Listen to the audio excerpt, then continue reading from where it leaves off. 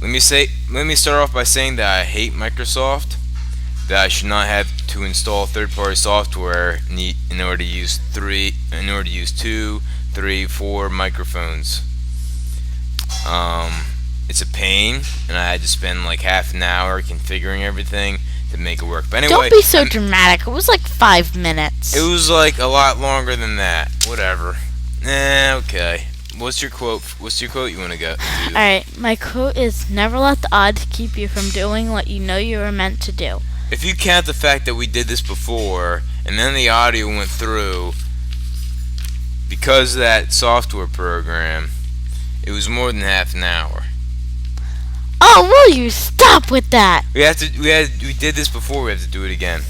Alright, what's your quote? Alright, my quote is, never let the odds keep you from doing what you know you were meant to do. It's by H. Jackson Brown Jr. It's a New York Times bestseller. He sold 2 New York Times best-selling books.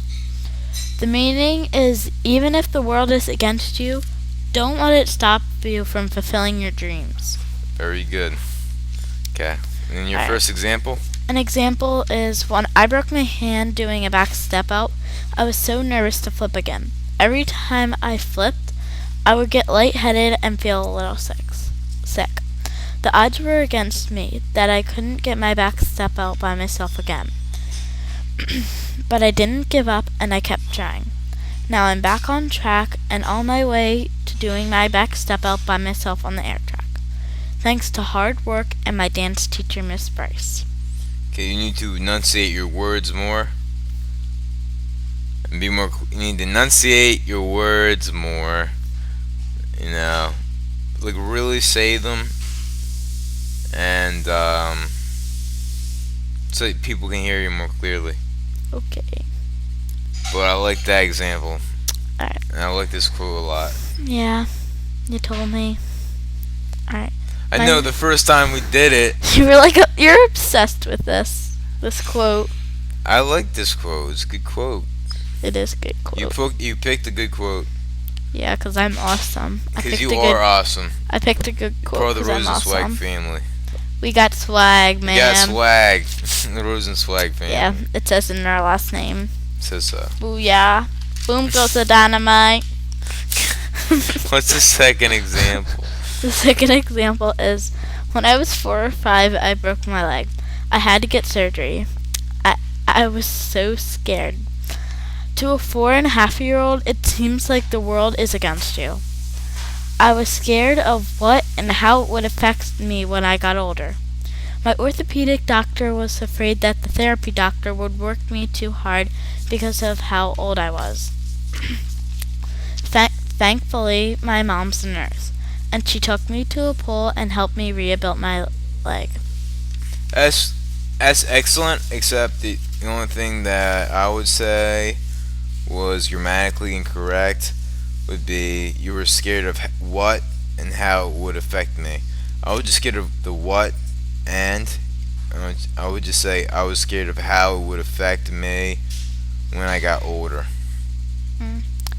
Well, unfortunately, my reading teacher did not catch that, or that, because she forgot to highlight that. Because look, all these are like big, and then that's... Even if the world is against you, you don't... Yeah, you put a period here. That should have been a comma, and then you shouldn't use... you don't use a contraction in formal writing. It should have been, you do not let it stop you from fulfilling your dreams. Or your dream, I guess you could still say your dream. Yeah. If you only have one dream. Ben, you know the paper's right in front of your face. You can't see you on the camera. You don't have to see my face all the time. Alright. My third example was we had to describe why we picked this quote. Where's my coffee at? Ben, are you really gonna do this right now? I want my coffee. Where'd my coffee go? Mom, can you get him his coffee? I think I left it.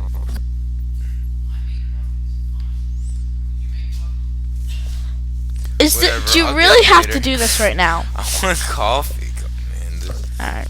I'm freaking tired. Alright, my third example. We're in the middle of a podcast.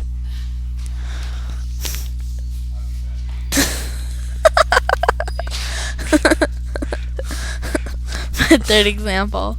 Like I said before, this quote means even if the world is against you, don't let it stop you from fulfilling your dreams. I picked this quote because to me it describes life and dance. To me it says life is an obstacle course, and same with dance. You have to try hard and go through it. It may be tough, and you may stumble, and you may fall. But don't let it stop you. Don't give up in the middle. Don't give up at all. You have to work through it. You have to give 100%. That I think is an amazing project. Probably one of the best projects you've ever done ever in school, because it really rings true with me. It rings true with our family. And what did our great grandfather do? Cause I told you this before. Do you remember? He came over here in the Great Depression and he scraped up some money. He was poor. He was completely poor. He was homeless. And he scraped up some money somehow and got enough money to buy acid. And he would go around picking up these gas chambers for gas ranges, and he would pour the acid on it and it would make it look like new, and he would sell them. Because the gas ranges were unusable. They were covered in grease and rust, and he knew enough about chemistry. You know anything about chemistry? No, not really. Not really? Anyway, he knew enough about chemistry to figure out. I don't know what type of acid he used. I have to ask your professor. I could ask my that chemistry one. professor about it, what acid would be best used for gas ranges at that time. But yeah, he put an acid pit in his basement. I was like, all right, I got this figured out. And It actually worked out because he would get the gas ranges for free because people were throwing them out because they were old and unusable. But he was like, well, you can just fix that up with an acid pit. Didn't he die or something from that? Didn't he die? Didn't he fall in the acid pit or something? No, man. Did Al Waxman fall into one of the acid pits? No. Where do you come up with these things? I don't know. He did not fall into one of the acid pits. No, he went on to own a furniture store that took up an entire city block. Well, how did he die? How did he die? He died of old age. Yeah, he lived into old age. I thought he died. He stopped the acid pit thing after he owned the furniture store and started selling. When you were talking to Grandma, all I heard was Al Waxman, acid pit, death. So I figured Al Waxman died from falling in an acid pit. Apparently, we weren't listening that much to the conversation. I was focused on ping pong. You were focused on ping pong? I wanted to play ping pong. She had a ping pong table down in her basement. I think this would have been a little I could have beat you. You probably could have, because I don't play ping pong. I don't either. I was horrible. Whatever. But Grandma, I love Grandma. I can't. It'll be nice to have her. If I go to Widener University, it'll be nice to have her around the corner. You should seriously think about coming with me down for that summer? weekend in the summer. I really want to meet Aunt Liz because she's making $100 an hour, as a consultant for business information systems for hospitals. She's doing IT management basically, but not IT management, IT consulting for hospitals, which is what the field I'm interested in, because IT management is one of the number one in demand jobs. You can make 3 figures starting out. Not 3 figures, 6 figures. What are 6 figures a year. 3 figures I'm thinking per hour. 6 figures per year starting out. What are figures? 6 figures would be 100,000. Oh. Get it? 1, 2, 3, 4, 5, 6 digits. Oh. 100. The 100 has 3 figures in it. 100,000 has 6 figures in it. Okay. So you talk about a 6-figure salary. You're talking about salary that's above $100,000 per year. How did we get from talking about a quote to this? We talked about the quote, and we talked about the adversity that our our great grandfather had to go through in order to become wealthy and successful. Starting off, he was a rag. It's a rags to riches story. You know, rags to riches. That is a classical rags to riches story, and he had to overcome adversity. But You and then should you write a said I book should stay about with that. grandma, and I said I'd rather much like I love grandma. I really want to meet her daughter, my aunt, and your Aunt Liz. And I love visiting grandma. I want to go to the next family reunion if we have a family reunion, and Me too. I want to meet Uncle Dean, who's a rock star over in Germany. I want to. He'll I be brag about him he'll all be the here at the time. end of May. We'll get to meet him at the end of May. I brag about him all the time. Uncle Troy's like a big real estate guy. One of our uncle, what's his name? How do you pronounce it? Our uncle is an Iranian doctor. Bijan. One of our uncles, our uncle-in-law, Uncle Bijan, his father was actually the primary physician to the Shah of Iran, which is basically the president of Iran. So, Uncle Bijan's father was pretty much the doctor to the president of a country. Wow. That's how badass Uncle Bijan is. And he's an internist physician. He's a doctor. He's an MD. And I'm gonna work in healthcare, but I'm gonna work primarily in a management position. I want to become an executive. As long as I we're want talking, to run hospitals. as long as we're talking about our ancestors, didn't one of our ancestors create the Morse code? Yeah, we're related to what was the name of the guy who developed Morse code? Let me see. We're related to the guy who developed Morse code. What? Samuel Morse. Grandmom said that anyway. I guess I haven't looked into it yet to see if it's true or not. I'd have to pull up our family tree. We should go on Ancestry.com after this. It costs money going to Ancestry.com. It does? Well, it costs money to get the information. You have to That's dumb. We gotta have these. You gotta pay somebody to pull up all these documents to show that you're actually related to the person. That's dumb. Well, you gotta pay the person. They're not just gonna like pull up, like go through all these like historical documents and like, go through all these archives and all these old newspapers and like all of these like birth certificates to figure out your family tree and all these marriage certificates to figure out who was married to who, without you paying them someone. You think they should do it for free?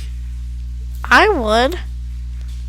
Well, that's their job. They do it 8 hours a day. How do you expect them to earn an income and feed their family? Their boss should pay them. What do you think how's their boss supposed to The get any boss money? should get a job. The boss should get a job, what, doing something else besides running? The boss should become a millionaire or billionaire and then keep on running his billionaire business, then open an ancestry place. And Tell just people give your and just do ancestors. what and like just like it costs money to like pay those people. We're just gonna bleed money. Yeah. Haven't If you want they the should, information, that guy that's made out of money should, that guy on the commercial set is made out of money should make wouldn't be made out of money if you just gave away stuff for free. He's made out of money. He's not He never literally runs made out of money. He can. If he's made out of money, If he never. starts running businesses where he doesn't charge people he just pays his workers but doesn't charge anybody for anything, he's just gonna lose all his money. Well, that's why he has another business to charge people for. Well, maybe you could start a charity, but that's like I think like giving people free information about their ancestors is not like one of the top priorities for charities. I think it's kind of more important like to feed poor people and to like give them help, Not a medical. charity, another business. It's not a business has to make money. Charities are the only things like that provide services for free. And charities are not set up to give you free information about your ancestors. They're Well, set you up- can pay $1 a thing, $1 for a piece of information. And what are you gonna pay the guy who looks up all the information for you? $1? Yeah. He's gonna spend like an hour looking up information on your family. You gonna pay him $1? Well, every piece of information he finds, he gets $1. Then you never know how much it's gonna cost in the first place, because he could be like, I found 100,000 pieces of information. You owe me $100,000. No, that he has to show the family the stuff first, then the family pays him. Man, you need to take a business class. No, I don't. Yes, you do. That's Shut not how up. business works. Shut up. Yeah, that's how it works in my mind. In your mind, in the man's civilization, that's how business I have a works. whole civilization, and there are people of pickles, and there's pickle, bacon, and banana people, and they all have to have mustaches or they're killed. Okay, Amanda, I think you might have more issues than we thought. I thought you were the normal person in the family. Apparently, you're completely crazy. I think you're starting to take after me. Anyway, I think that's the end of our podcast. We're supposed to be talking about quotes. Anyway, if I was going to build on that quote, adversity makes men and prosperity makes monsters. And I went through a lot of adversity in my life, and what it does, it makes you a deeper person, a more thoughtful person. It makes you care about other people more. It makes you, when you see another person in need, it makes you want to help them out because you've been through similar situations. You know what adversity means now, right? It means tough times. Tough times makes you a stronger person. It makes you a more compassionate person, and also makes you. This has been a very educational, silly podcast. What Now let's play. podcast? Huh? A very educational and silly podcast. Now let's play some music. Play some music to end the thing. Music. I don't know if the music's going to be. We'll try. Well, I don't know. It's not going to record from. Try it. You want to end out with music? The only way it's going to record the music. What do you want to end with? Taylor Swift. Yeah. Let's see. Upbeat song 22. Alright, we'll end that with 22. Watch this be a copyright violation. Now play the music. Wait. Hold on. Playback devices. Perfect night to dress up like hipsters and make fun of our exes. I don't know if it's recording that or not. It feels like a perfect night for breakfast at midnight. Fall in love with strangers. Yeah,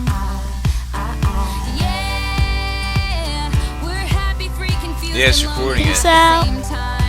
Peace out. Peace out, people. Alright. I wonder if we record that or not. Alright, let's see if it did. Let's see. Was that our last one? Let me start off by saying that Oh no, that we gotta take that out.